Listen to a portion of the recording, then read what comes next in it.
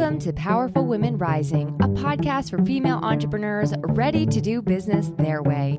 Grab your coffee and join host Melissa Snow, business relationship strategist and founder of the Powerful Women Rising community, as she interviews industry experts and shares insights on strategy, marketing, mindset, and more. Here, you'll find the tools, strategies, and inspiration you need to feel empowered, take bold action in your business, and keep rising. Hello, and welcome to another episode of the Powerful Women Rising podcast. I'm your host, Melissa Snow. So happy to be here with you today on this very snowy, very windy, very cold January morning in Colorado. I don't know where you're listening from, but I hope wherever you are, it is warm and that you are having a great day. And I'm so glad that you decided to spend a few minutes with me and my guest today.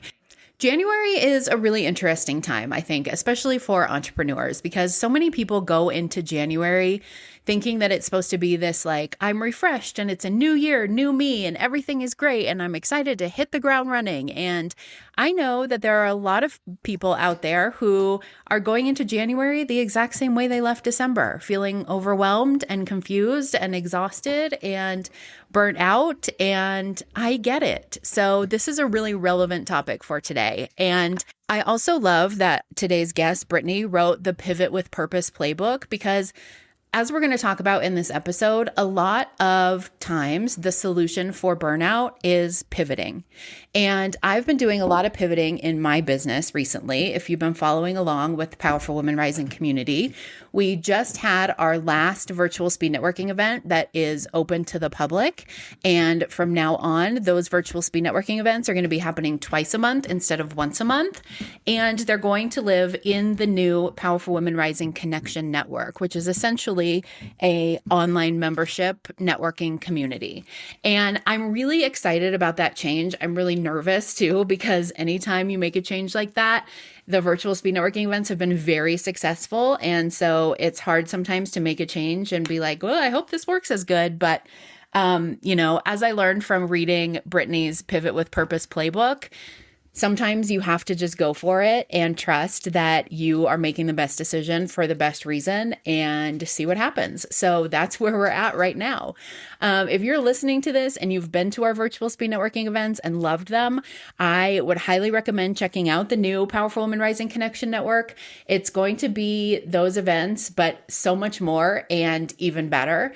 And I'm really excited about it. If you've never been to our events before, you can still totally come and attend for the first time without becoming a member and see if you like it, see if it's a good fit for you, and then we can talk about your membership. So definitely click the links in the show notes, have a look around, and feel free to reach out with any questions. Okay, let's dive into today's episode. From gas station clerk to CEO, Brittany Rogars has turned every hardship into a launch pad. After growing up around addiction, loss, and instability, she built a multi-six-figure business from scratch and did it without watering down who she is. Today, she's the CEO of SKF Practice Solutions, the host of the Dental Decoders podcast, and author of the Pivot with Purpose playbook. Whether on stage or behind the scenes, Brittany is a pillar of resilience, purpose, and real talk, guiding others to rewrite their stories with strength, strategy, and heart. Hello, Brittany. Welcome to the podcast. Thank you so much for having me, Melissa. I'm so excited to be here. Yes, I'm so excited to talk to you. Before we dive in, we have to talk first about how you got here. So had you already filled out a podcast application or what? I think I was getting ready to fill out a podcast. Okay. And you were like checking me out and like looking at my YouTube channel and stuff. Stalking a little. Mm-hmm. Yeah, no, yes. It was great. And you sent me an email. I think it was about the YouTube channel. It was like in the title of my YouTube channel or something, there was a typo. And you were like, hey, girl, just want to let you know there's a typo in your YouTube channel title. I'm like, that YouTube channel has been there for probably 3 years.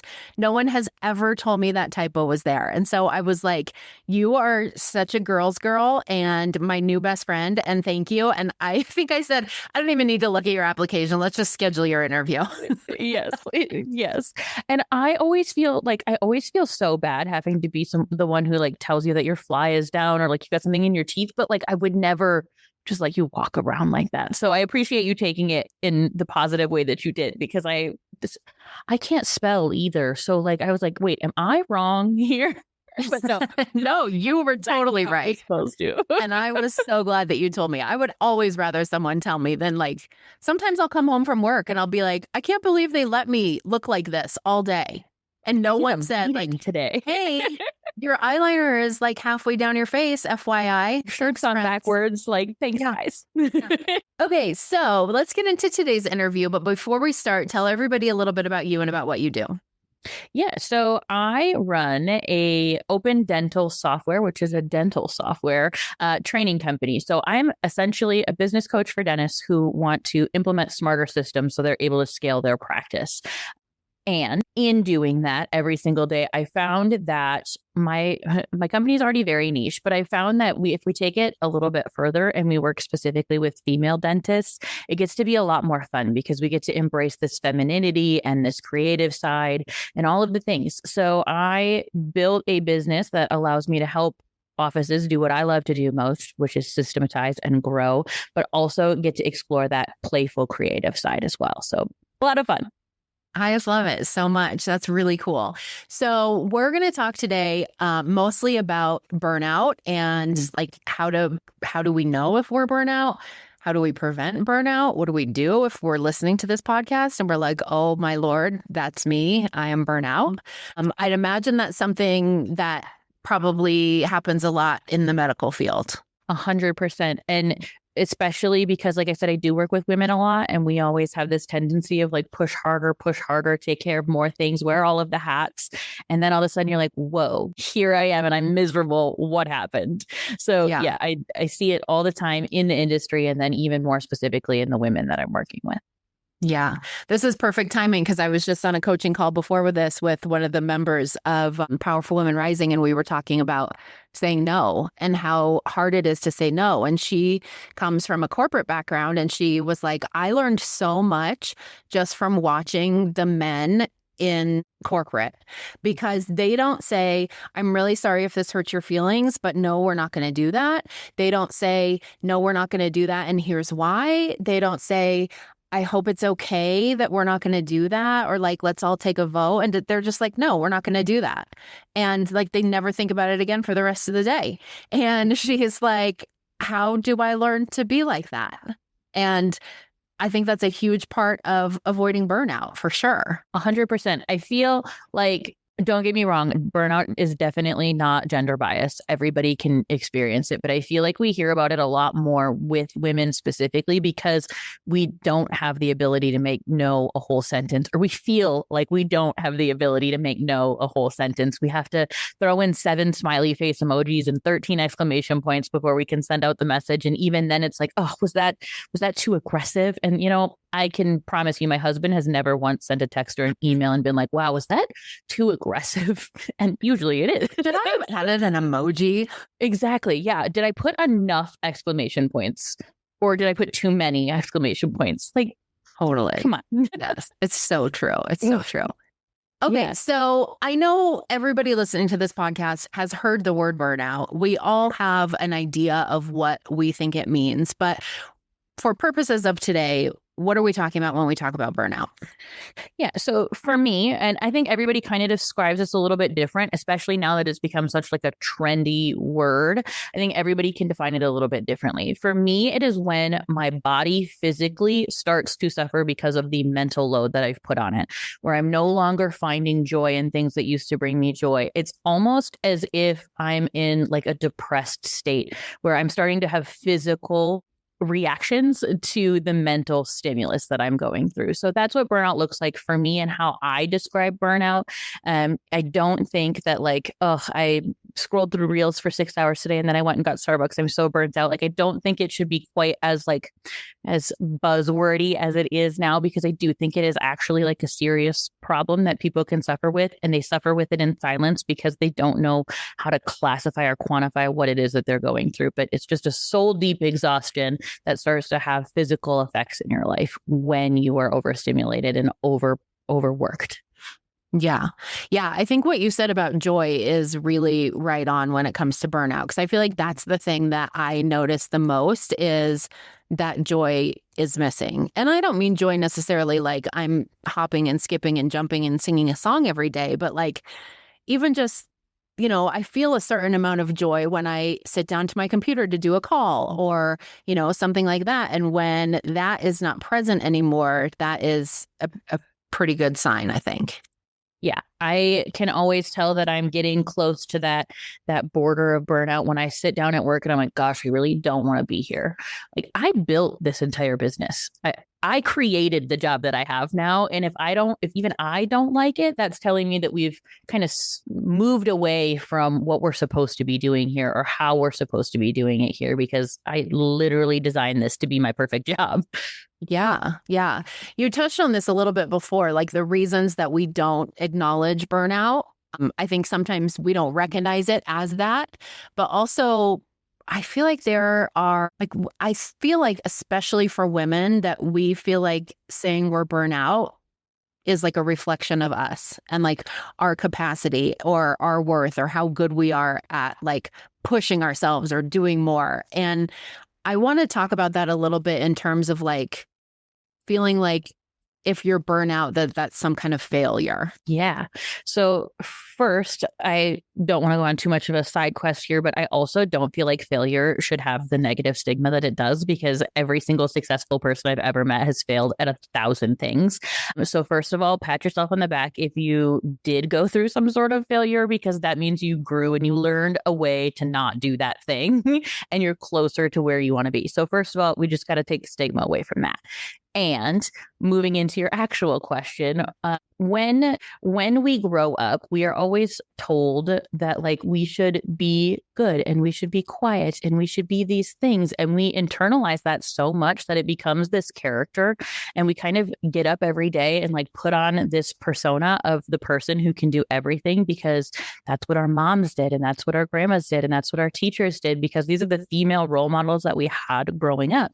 So yes, when we wake up and we're like, whoa, this is hard. It didn't look hard for any of them. We're going to internalize that and be like, well, what's wrong with me then that I can't work a full-time job and take care of 2 kids and get the dogs on a walk and book all the appointments and wash the car and remember to get groceries and cook dinner and we've built this like societal issue where we have to carry all of this burden, or we think we have to carry all this burden because that's what we see on Instagram and that's what we saw our grandparents and our moms do before us. And none of that is real life. And I don't think it makes you a failure. It makes you a human being. And I think at the end of the day, if we actually strip it back and remember that you are a person first, it becomes a little bit easier to accept that, okay, I do have limits. Because if you saw your best friend doing all these things and being tired, like you wouldn't be like, girl, get it together. Not at all. Right. Yeah, it's so true. And I think social media has made it even harder because it looks so easy for everyone else when we're comparing our insides to their outside. 100%. I love posting like first thing when I wake up in the morning or after a long day, or like when I'm at my, I don't want to say ugliest, but like my ugliest, my weakest self, my less put together self, because it is so much more relatable. And I love seeing content that's like that also, because I know full well that you're not in full glam to do the dishes today. Like that was not on accident. Yeah. It makes it so much more relatable to me, and it feels so much more authentic, and authenticity is a core value of mine. So anytime that I see other people show up in a way that's like very much themselves, it really speaks to me. Yeah, that's funny you say that, because I totally just flashed back on your Instagram story yesterday where you're like, why do the screen grabs get me at my absolute ugliest? And you were making, I love you, girl, but you are making the most ridiculous face. I will always share those stories because that's the real life behind being a human being. Like, I do not look like this when I wake up. And to be honest, my hair is really frizzy right now. And I was like, you know what? It's going to be okay, because this is real life right now. Yeah, absolutely. So one of the things that I've heard you say is that burnout isn't failure, it's feedback. So what is the feedback? So the feedback could be a couple different things. First and foremost, it could be that you're trying to do too much and you don't have the systems in place to support all of the things that you're trying to do. It could also mean that maybe the thing that we're trying to do right now is not in alignment with our our mission, our passion, where we're actually meant to be, the divine plan for our life. So either we're doing too much and don't have the right tools in place, or we're just doing something that isn't right for us in the first place. And then you have to kind of decide which of those it is. How do we figure out the difference? That's a great question. You have to be open to be very honest with yourself. Because like we talked about earlier, like our default as women is to just keep pushing and just keep grinding. And when it feels like grinding, when it feels like nails on a chalkboard, that probably means that you're not in alignment. If you're like, but I want to keep doing this because I do see the light at the end of the tunnel. It does bring me joy. That might be your cue that, okay, we just need to build stronger systems that support this life that I'm trying to build.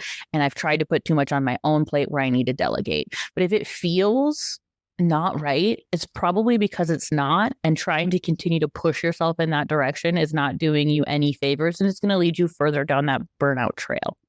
Yeah, absolutely. So if that's the one that feels most true for people who are listening today, that they're like, yeah, I resonate with what she's saying, and I think I'm getting burned out because this isn't where I'm supposed to be. This is not in alignment with, maybe it was at the time that I made the decision, but it's not now. What is the next right first step for them? Love that. So we didn't talk about this yet, but before I started my company, I had an organic soap business. Could not be further left field than where I am now. And I was in that place. I woke up one day and I was like, I really just hate what I've built. I look around, it doesn't bring me joy. It doesn't bring me happiness. I did this for a whole bunch of reasons that weren't aligned with my core values. And I decided that I needed to let that go. And maybe that's one of the reasons why I think failure is so sexy, is because I've done it. I created this thing and I talked about it so publicly, and then it went down the tubes, but I had to do a couple of things. And I've seen this work for other people, but I'm not going to say this is a one size fits all. I had to sit down with myself and be incredibly honest on why I was doing the things that I was doing in the first place. Was I doing this because did I build a business because I wanted more free time with my kids? Or did I build my business because I wanted to hit X, Y, or Z financial goal? Or because I wanted to retire by the time I was 30? Or because I really wanted to go on a trip to Jamaica and I knew I wasn't going to be able to do that at the income that I had before? And then look at how else we can get to those whys, or what small changes I can make. You may not need to burn your whole soap business down and start a consulting company, but what small changes can we make inside the environment that we're living in that can be more in alignment with those things that I want? So what aligns with my core values, and what gets me closer to that why and that mission that I have every day? And maybe it's letting go of a client. Maybe it's letting go of a service. Maybe it's launching a different service that can still work under that umbrella. Or maybe it is saying it's time to sell this business or shut it down and move on to the next chapter of my life. But it all starts with being really honest with yourself, taking some time to meditate, journal if you're into that, on what your actual why is and how you can get to that point. Yeah, that's really good advice. And I love the concept of, like, just because you've realized that this might not be the right place doesn't mean you have to burn everything down and start over. Mm-hmm. There may be less drastic steps that you can take that will get you back in alignment. Mm-hmm. And sometimes that is the right answer, right? That was 100% me with my dating coaching business. I did that for 6 years, and I really tried to ignore the signs from the universe that were like, this is not where you are anymore. And they just kept coming and coming, and I kept ignoring them. And then one day I woke up and my whole Facebook account was gone, suspended. I had a Facebook group of single women that had like 1,000 people in it. I had another Facebook group that I did a really successful book club for single women. I had like almost 3,000 people in that group, and it was all gone just in one day. And after I got done crying and feeling sorry for myself for days, I said, obviously, this is the universe saying, like, you're going to drag your feet on this for another year. So here, let us help you. Let us just burn it all down for you. Yeah. And sometimes that is the right answer, but not necessarily always. So I think that's a good reminder. 100%. We have, like, as a society and as a whole, we have this kind of all or nothing mindset where it needs to be this or it needs to be this. I think the magic kind of happens in that middle zone where we get to flow a little bit in between the different things. We don't have to put ourselves into all of these boxes. We can live a little bit on the fringes if we want to. we could also burn it all down if we want to. Yes, that's the beauty of owning your own business. So, okay, what if the other option resonates more with them? What if it's more like, it's not that I feel like I'm not in alignment, it's that I don't have the systems or the boundaries or whatever it is in place, and I'm just trying to do too many things myself. So boundaries could be a whole conversation. Like we could have a whole chat on that because that I think is going to be the most important thing. But if you're maybe a person who has a hard time with boundaries, but you have really strong systems that can support that, it's going to naturally set boundaries for you. It's going to tell you what the rules are if we have the systems in place. So for me, that looks like writing down every single thing that I do in a day. I actually use Scribe as a tool to kind of record everything that I do in a day and make SOPs for that. SOPs are boring, and making a training video is boring, but I can tell you that I take a lot less time having to explain the same thing over and over again when I can just send somebody a link to a thing and they can do it themselves from there. And that automatically decreases my workload so much because I have a tool instead of having to have the same conversation 15 times a week. Yeah. So building out a system, even if you start with just one thing, the thing that you get asked the most, build out an SOP, a training video, a tutorial for that one thing. So you now have a resource to send instead of your time to send to somebody who needs your assistance. And then from there, it went to making a list of the things that I hated doing in my job. Like I don't like doing basic open dental software trainings anymore. I can do them in my sleep. I'm kind of done with that point in my career. So the first thing I hired out for was someone who could do that thing. And I started delegating very strategically. And then I also started looking at where in my home life I felt like I was slacking or dropping the ball and how I could start to outsource those things to make it a little bit easier too. So we have somebody who helps us clean the house once a month. They don't come every day. I wish they could. But even that once a month refresh makes it a lot easier to maintain throughout the day. We have somebody who helps with my kids on certain days a week. So I can make sure that I'm present for my team when I need to be and for my kids when I need to be. And I have the opportunity to kind of wear both of those hats a little bit easier because I've kind of created a village. They say it takes a village, but we live in a very isolated state now. So I've built a village of people who can help me on both fronts, both the personal and the business. I love that. Okay. So yeah, I totally agree. Boundaries are we could do a whole other episode on boundaries, probably a whole series on boundaries. Literally. I did an interview a while back called How to Set Boundaries Without Being a Bitch. And it's a good one. I'll link it in the show notes if anybody wants to check that out, because I think that's a huge part of our struggle when it comes to setting boundaries. But yeah, I love what you're saying about figuring out what are the things that are taking up your time. Because I feel like a lot of times we don't even realize that. I can't tell you how many days I have that I get to the end of the day that I'm like, I feel like I was busy all day. I was working all day, but what did I actually accomplish? And I'm not really sure where all that time went. So I think that's really smart of just doing kind of an audit and taking stock of your time and figuring out what are the things, because we're not all in a place where we can delegate, right? We're not all in a place where we're ready to hire a VA or, get help. And I think if there are, like you said, with the videos, right, just with your clients of questions that you get asked really frequently or things like that you can just say hey, look at this video, as opposed to having to rebuild the wheel every single time you're asked that question. I think that's really, really smart.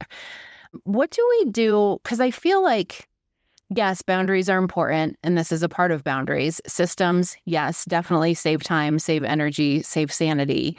I also feel like there is this component of rest and a break and a pause. And maybe I need to just go outside and put my feet in grass and breathe some air, but we feel like we can't. God forbid I stop what I'm doing right now and go take a nap, even though I'm so incredibly tired. What do we do about that? Besides knock it off and go take a nap? Literally. If I had the answer to that question 5 years ago, I'd probably be in a very different place than I am right now. So I'm glad that you asked that question. A friend of mine challenged me to do two different things. One was put rest on my calendar first and do 15 minutes a day of one thing that would make 8-year-old Brittany happy. those two pieces together changed my entire life, changed my entire career. It changed my company. It changed the people who work inside my company. It changed everything because putting rest in my calendar first, like months in advance, 90 days from now, there's blocks in my calendar for rest. Like you cannot schedule in those times. Now that is also a boundary. You need to make sure you hold yourself accountable to not scheduling over those. But if you schedule it out in advance, it no longer becomes this thing that you can feel that you're going to feel guilty about or you're going to feel shameful for because it's literally, I'm just sticking to my calendar. It's literally on there and blocked out for you. And the way that you show up tomorrow because you took that time to rest today is going to be so much better because you're not trying to pour from the empty cup. It's cliche, but it's cliche for a reason. So I'm going to keep using it. And you just have a better energy about yourself when you've given yourself permission to be a human being. And it's very relatable to your clients too, because they're also in that same place where they're like so exhausted. And you're like, girl, we're going to take a nap. We're gonna take 30 minutes to just sit and read a book or bake cookies or whatever it is that is something that you like to do that is not productive time that nobody is going to financially benefit from. And it's just for joy. And then see how you show up tomorrow. Yeah, that's really good advice. I just put out a podcast episode this Monday, and it was the first one I'd done in at least a month. And I said, when I was recording the introduction, I was like, listen, I want to say this was like a really strategic, well planned out break. It wasn't. The weeks kept coming and I kept saying, I don't want to do this. And then I just kept not doing it. And that is the truth, right? Like, let's just be honest, because that is how it is for everyone in business. And we can tell the truth about that. And I feel like the more there are people like you and I showing up authentically and telling the truth about that, it gives other people permission to do the same thing, right? Like the world didn't come crashing down because I didn't put out a podcast episode in a month. Like everything was fine. Everyone was fine. And the same is true for everyone else's business. And how much better do you feel because you gave yourself the permission slip to take that time? Like you're going to show up for your next 10 interviews, 10 episodes, so much more refreshed because you gave yourself that time. And it was at the holiday time too. Like that's the perfect time to just give yourself permission to be present and enjoy and live because we only get to do this one time. Yeah. And nobody's on their deathbed like, gosh, I'm really sad that I didn't take that meeting or record that additional podcast or make that other lead magnet. Never. I can't believe I didn't publish a podcast episode on Christmas. How dare I? No. My life is incomplete. But yeah, this is really good. Okay, one last question. For people who are listening to this, they know they are burnout, like no question about that. They don't really know why they're burnout. Maybe it's misalignment, maybe it's systems, boundaries, maybe it's a little bit of everything. What is one thing that they can do today to start reclaiming control of their lives and hopefully get out of that survival mode? So I have a method that I use called the pivot method. We don't need to get into all the different letters and things they stand for, but the first one is process. And that is also your permission slip. So I'm going to say what I would recommend if you're feeling at a point of burnout is to give yourself 24 hours of what I call a process day. Now, this is not like systems and processes. This is like internal processing. This is giving yourself 24 hours with your phone on do not disturb if you are blessed enough to be able to do that. If you have kids, I'm sorry. But this is giving yourself 24 hours to do things like reading books, like making soup, like wearing your comfiest clothes, and spending that time being very intentional in what your thoughts are and journaling and thinking about what it is that you could do differently that would remove just a small piece of that. Because if we're really honest with ourselves, we really take the time to make ourselves comfy and cozy and give ourselves a big hug. We have some sort of inkling on if it's misalignment or if it's just mismanagement. And from there, we can then make an informed decision tomorrow. But what I need you to do first is I need you to just pump the brakes. I need you to stop. I need you to process all the emotions that you're feeling, process all of the different things that are bouncing at you all the time, and just take a moment of intentional slowness and wear your comfiest socks because we need to do that. And eat soup out of the cutest bowl you have because we need to do that. And if it makes you feel good to do your hair and makeup, to hang out, then do that. But only do things that are intentionally there for the purpose of bringing you joy and giving yourself a hug in a day. And then from there, make the decisions. But if you're trying to make the decision from this place of burnout, you're going to make a decision that's rash, that maybe isn't in the most aligned way, and you're going to wind up creating a bigger problem than what you have right now. So step one is just pause and process. Yeah, very smart. I love that. If people want to know more about what you do, if they want to connect with you, what's the best way for them to do that? I'm a millennial, so I am mostly on Instagram. Feel free to find me at Brittany.Rogars on Instagram. I'm also on all the other social medias, but Instagram is my favorite place to hang out. BrittanyRogars.com is the website. If you happen to be listening to this episode and you're in dentistry and you want to learn more about that, you can check out SKF Practice Solutions, but Brittany Rogars on Instagram is the best place to find me. Awesome. Cool. I will put that link in the show notes so everybody can connect with you and they can see the beautiful faces that you make on your screen grabs and then share with us in the stories. It's worth a follow, y'all.